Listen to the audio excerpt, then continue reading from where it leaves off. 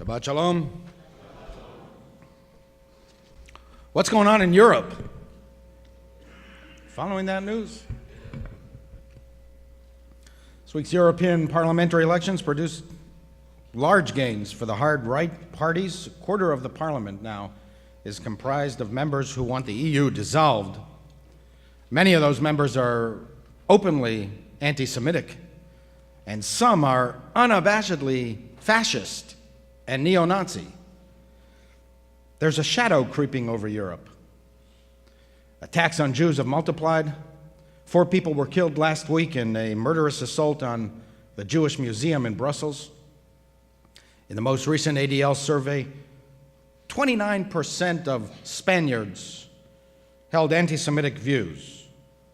In France, the number is 37%, and in Greece, 69%. 7 out of 10 Greek citizens harbor anti-Semitic views. The study found that throughout the 28 countries of the European Union, roughly a quarter of the EU population is anti-Semitic. 40% of the Jews of France, Hungary, and Belgium have considered emigrating, and more than 20% of European Jews say they don't go to public Jewish events. President of the Greater Paris Jewish Community recently said, "It's not just the attacks, it's the looks, the insults, the tensions you feel every day. Life becomes more and more difficult."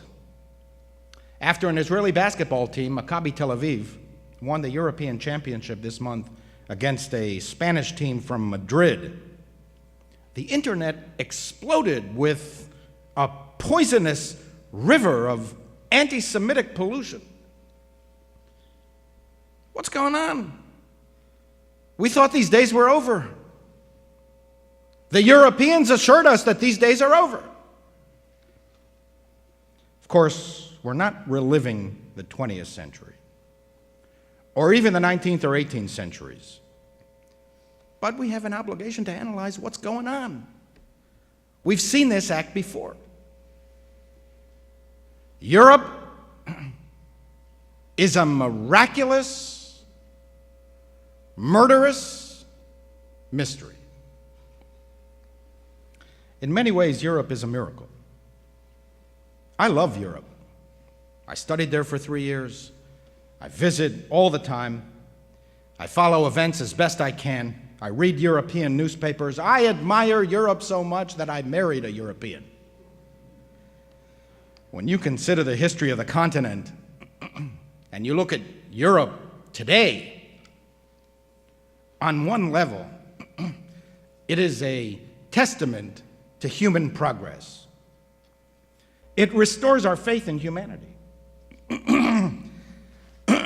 That continent that was seeped in blood for thousands of years has become so peaceful and tranquil that often you can't even tell what country you're in. If you drive from France to Germany, France and Germany, bitter foes, you don't even know when you crossed the border. On its face, all is calm, all is peaceful. European culture is a miraculous marvel. Europe gave us Chopin and Schopenhauer, Bach and Beethoven and Brahms. Europe liberated the world from the darkness and emancipated the human spirit. She gave us Rousseau, Descartes, Locke, Mill, and so many architects of the rights of man. Europe gave us science, Galileo, Newton, Freud, Einstein. She gave us art and literature, Leonardo, Michelangelo, Shakespeare. Western civilization is inconceivable without Europe shattering the solid, stultified, stagnant rock of the Dark Ages. But Europe is a murderous continent too. Europeans have fought with and murdered each other for millennia. The post-World War II era is the exception, not the rule. And for our people, the Jewish people, despite some moments of tolerance and acceptance, the continent of Europe is a mass graveyard. The ultimate destruction of European Jewry did not materialize until the 20th century, but it was centuries in the making. Europe unleashed on us Torquemada, Luther, Hitler, Stalin. She gave us pogroms and ghettos. Out of two of the most brilliant and sensitive minds, Shylock and Fagin emerged.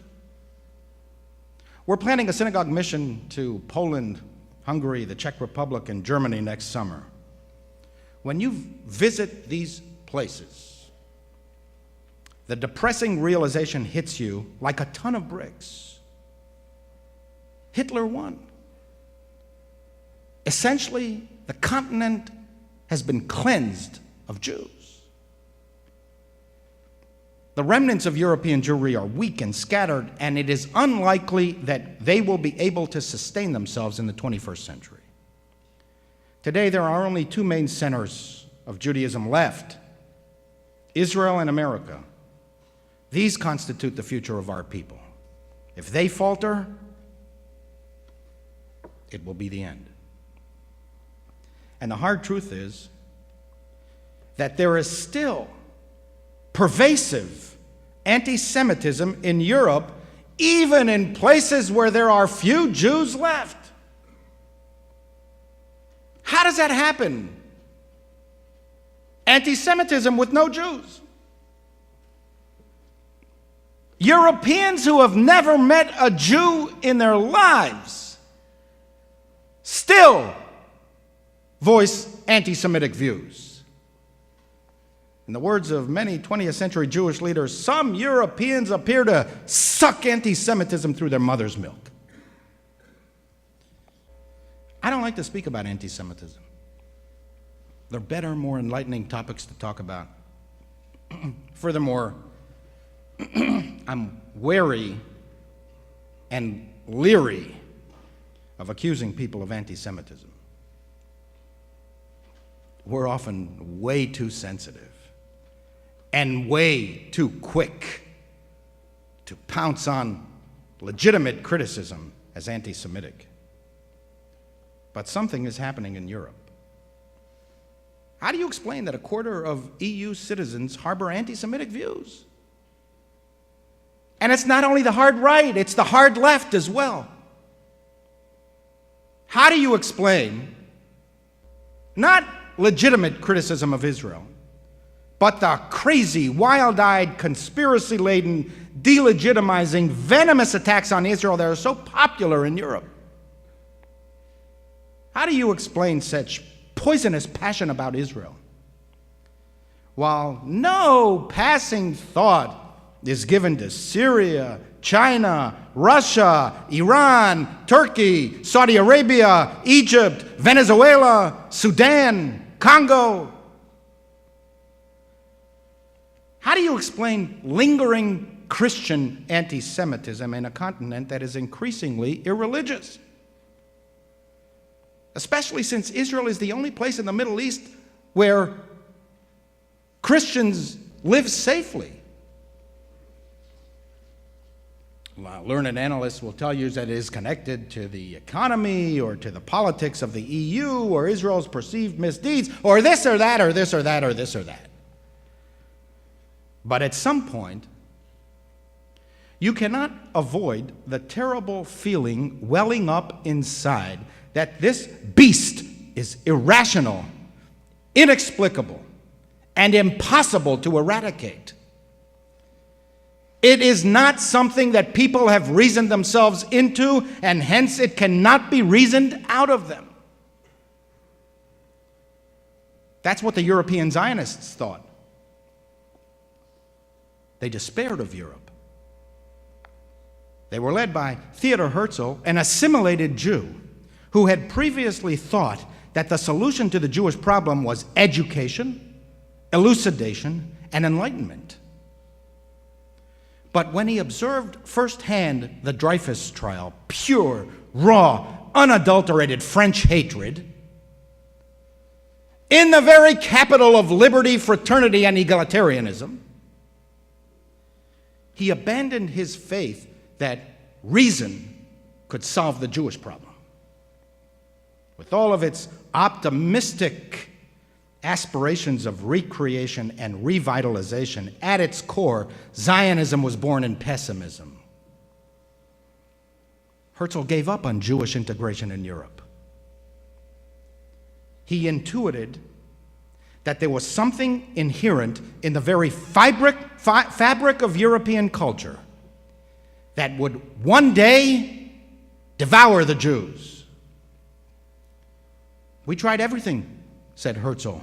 We tried accommodation, we tried conversion, we tried enlightenment, nothing worked.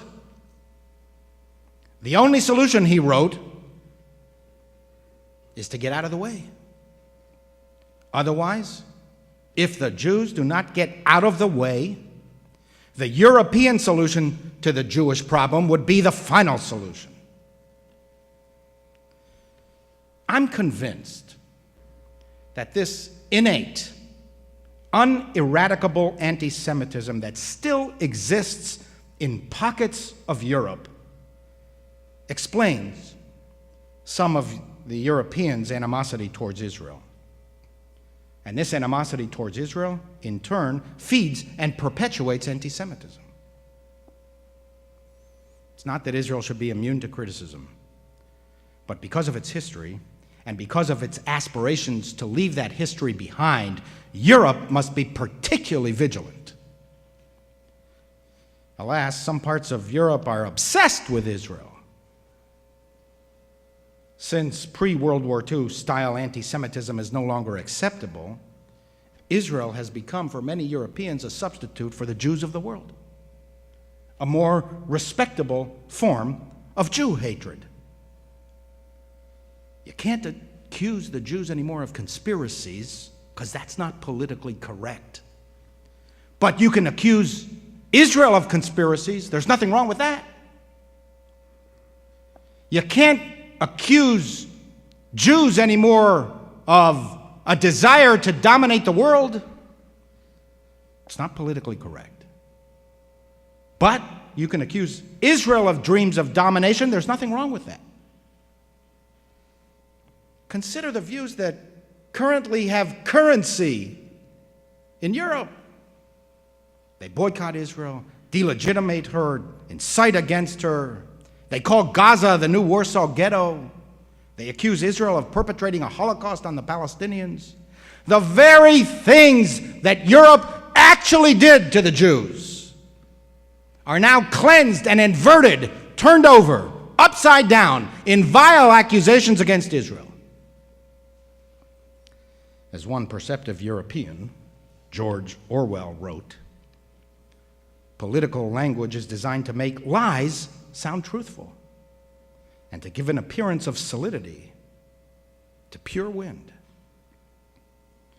This poison has more currency in Europe than in the United States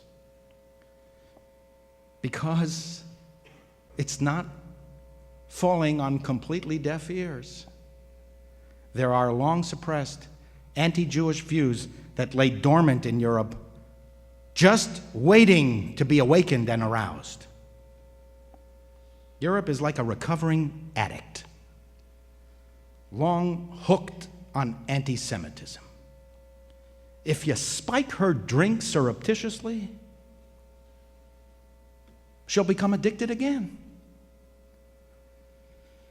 That's why all this anti-Israel venom is so dangerous in Europe. If you can convince them that anti-Israel is not anti-Semitic, many of them will succumb to the temptation, as suggested by the evidence of 2,000 years of European history. And so, Europe is a mystery, as Winston Churchill said of Russia, but it could apply to Western Europe as well. Europe is a riddle, wrapped in a mystery, inside an enigma. What is the future of Europe? What will prevail in Europe? Millennia of impulses, of wars, bloodshed, anti-Semitism, or the new Europe? The post-World War II Europe of integration, common currency, tolerance, secularism, prosperity. I would say to European Jews, you should be especially vigilant.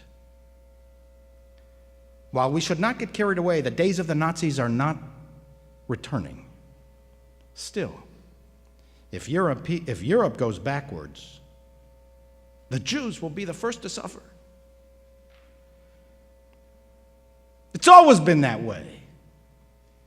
It is the unalterable fact of European history. The Jews are the canaries in the mine. One of the questions we all ask ourselves is, if we were living in Germany, France, Holland, Belgium in the 1930s, would we have left or would we have stayed? It's hard to leave.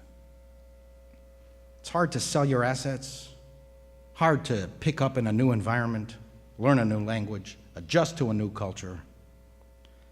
Many European Jews were and are today European nationalists. They are patriotic. They love their countries, sometimes more than their countries love them. Those black days are not returning.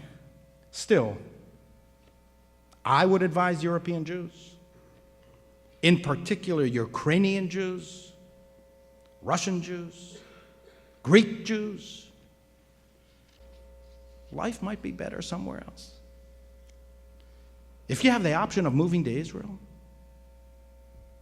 or the United States or other friendlier climes, you might want to consider that. Or if you have the money to buy a second home, you might want to explore at least that. Not necessarily because it is safer, although in many cases it probably is, but because the air of a society with little anti-Semitism smells better. It feels better. And it is better for the soul.